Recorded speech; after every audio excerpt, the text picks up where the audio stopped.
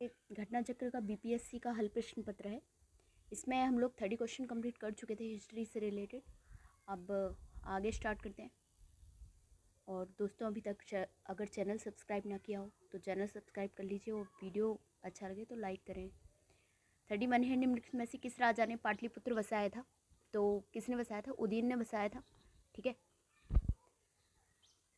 Next है 32, विश्व का पहला गणतंत्र वैशाली में किसके द्वारा स्थापित किया गया?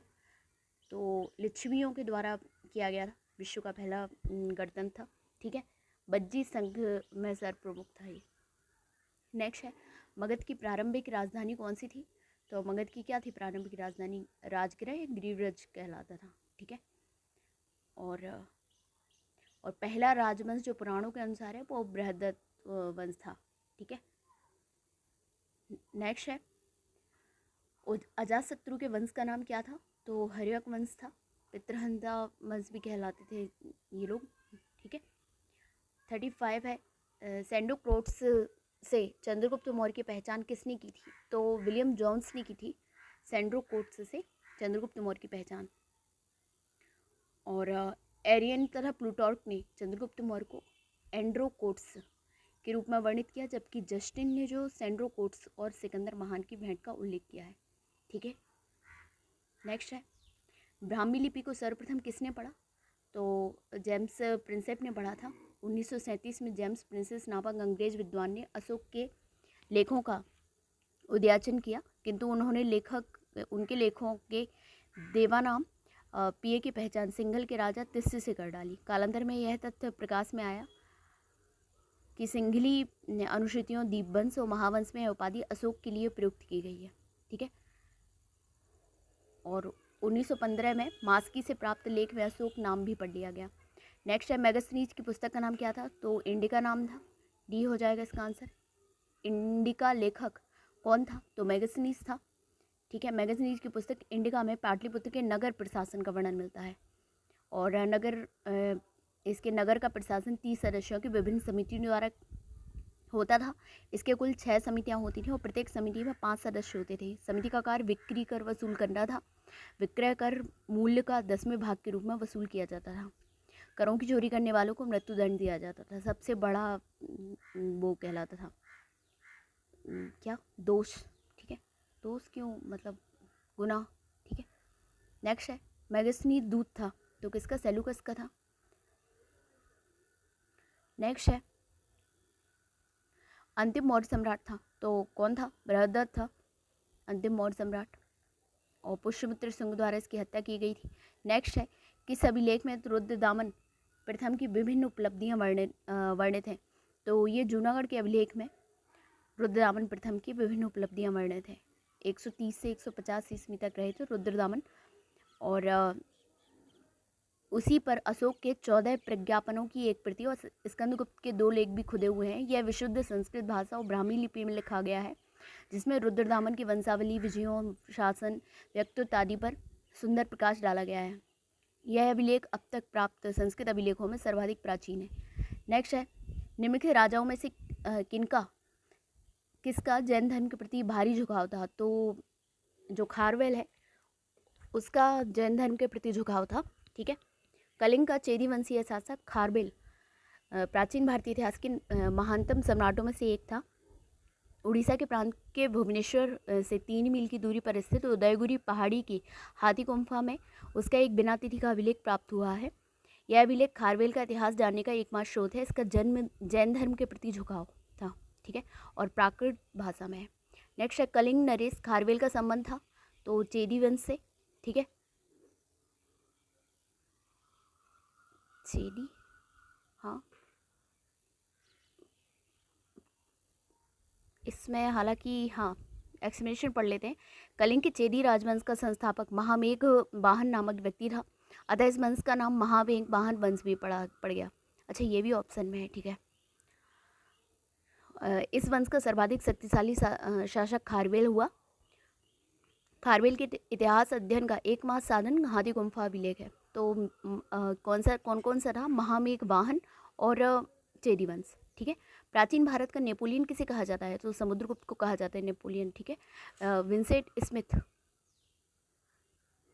जो हैं उन्होंने अपनी रचना अर्ली हिस्ट्री ऑफ इंडिया में समुद्रगुप्त की वीरता और विजयों पर मुक्त होकर उसे भारत नेपोलियन की संज्ञा दी है।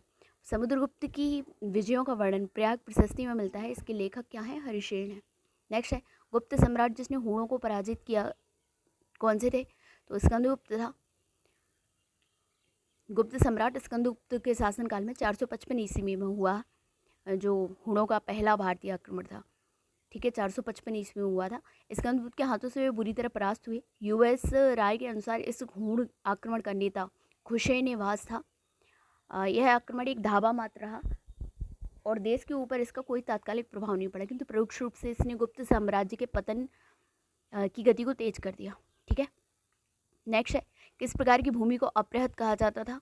तो जो बिना जोती हुई जंगली भूमि थी उसको अपृहत कहा जाता था। ठीक है, नेक्स्ट है चीनी यात्री सुंगयुन ने भारत की यात्रा की थी। तो सुंगयुन ने कब की थी? 515 ईस्वी से 520 ईस्वी तक। ठीक है, 3 वर्षों की यात्रा में बौद्ध धर्म की प्रतियां एकत्रित की थी इसने। हर्षवर्धन के शासनकाल में किस चीनी यात्री ने भारत की यात्रा की थी? तो ह्वेनसांग ने की थी हर्षवर्धन के टाइम। ह्वेनसांग के समय की सर्वप्रथम घटना है चीनी यात्री ह्वेनसांग के भारत आगमन की। और इसकी उत्कृष्ट अभिलाषा महात्मा बुद्ध के चरण चिन्हों द्वारा पवित्र किए स्थानों को देखने, पवित्र बौद्ध ग्रंथों का अध्ययन करने की थी, जो उन दिनों भारत में सुलभ थे। इस उद्देश्य की पूर्ति हेतु उसने तांग शासकों की राजधानी चंगन से भारतवर्ष के लिए 629 ईस्वी में प्रस्थान किया। अपनी भारत यात्रा के ऊपर उसने एक ग्रंथ लिखा जिसे सीयूकी कहा जाता है। नेक्स्ट है कलहड़ की पुस्तक का नाम क्या है? तो राजतरंगिणी। ठीक है, और उदंतपुर शिक्षा केंद्र निम्न में से किस राज्य में अवस्थित था? तो बिहार में है उदंतपुरी, जिसे उदनापुर भी कहा जाता है। ठीक है, और इसकी स्थापना जो है वो पाल वंश के शासक गोपाल ने की थी उदंतपुरी की। कर्नाट वंश का संस्थापक कौन था? तो नन्नदेव हैं कर्नाट वंश के संस्थापक, 1097 से 98। ठीक है, वे एक महान योद्धा थे। नान्नदेव ने कर्नाट की राजधानी सिमरावगढ़ को बनाया। कर्नाट वंश का शासनकाल मिथिला का स्वर्णयुग कहलाता है। ठीक है, 1097 से 1325 तक रहा है। नेक्स्ट है कर्नाट वंश का अंतिम संस्थापक कौन था? तो हरि सिंह था कर्नाट वंश का अंतिम संस्थापक। नान्नदेव प्रथम, अंतिम कौन है? हरि सिंह। कर्नाट वंश के अंतिम शासक हरि सिंह देव थे। ये कला और साहित्य की महान संरक्षक थे। उन्होंने पूंजी व्यवस्था की शुरुआत की। किस काल में अछूत की अवधारणा स्पष्ट रूप से उद्धृत हुई थी? तो धर्मशास्त्र के समय जो थी उस टाइम अछूत की अवधारणा स्पष्ट रूप से उद्धृत हुई थी। धर्मशास्त्रों के समय में 4 वर्णों ब्राह्मण क्षत्रिय वैश्य शूद्र के अतिरिक्त समाज में अन्य अनेक जातियों तथा अम्बष्ट उग्र निषाद मागध वैदेहक रथकार आदि का आविर्भाव अनुलोम एवं प्रतिलोम विवाहों के फलस्वरूप हो गया। पाणिनि के 2 प्रकार के शूद्रों का उल्लेख किया है, निर्वसित और अनिर्वसित। इसमें पहले प्रकार के शूद्र ही अस्पृश्य माने जाते थे। नेक्स्ट है कनिष्क के शासनकाल में बौद्ध सभा किस नगर में आयोजित की गई थी? तो कश्मीर में आयोजित की गई थी बौद्ध सभा। बौद्ध धर्म की चौथी एवं अंतिम संगीति सभा कुषाण शासक कनिष्क के राज्यकाल में कश्मीर की कुंडलवन में हुई। इसकी अध्यक्षता बसुमित ने की थी। उपाध्यक्ष अश्वघोष थे। ठीक है, और ठीक है, अच्छा, त्रिपिटक में लिखे गए इन्हीं भाष्यों को विभाषा शास्त्र कहा जाता है। ठीक है, और ठीक है, नेक्स्ट 55 प्रथम बौद्ध संगीति के अध्यक्ष कौन थे? तो प्रथम के कौन थे? प्रथम के महाकश्यप थे और अजातशत्रु इसका शासक था उस टाइम। ठीक है, भगवान बुद्ध के महापरिनिर्वाण के बाद पहली बौद्ध संगति हुई थी, तो राजगृह में हुई थी, राजगीर में। नेक्स्ट है बुद्ध के जीवन की 4 महत्वपूर्ण घटनाओं उसके संबंध में 4 स्थानों के नीचे उल्लेख है। यह 2 मतलब वही मिलान करना है। जन्म कहाँ हुआ था? लुम्बिनी।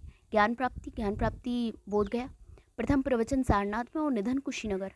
तो 4 का 4 हो जाएगा। ठीक है, और 1 का क्या हो जाएगा? 3 हो जाएगा। तो B सही, C सही हो जाएगा। ठीक है, ठीक है, 563 ईसा पूर्व में इनका जन्म हुआ था महात्मा बुद्ध का। और महावीर स्वामी का कब है?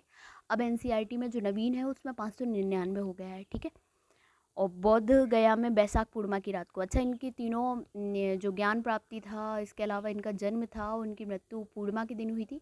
तो अब वैशाख पूर्णिमा को बुद्ध पूर्णिमा कहा जाता है। ठीक है। नेक्स्ट, बोधगया में किसे ज्ञान प्राप्ति हुई थी?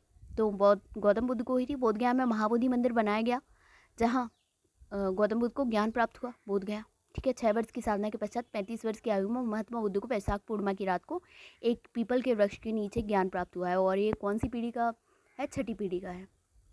ठीक है, वृक्ष जो है। नेक्स्ट है, गौतम बुद्ध को एक देवता का स्थान किस राजा के युग में प्राप्त हुआ?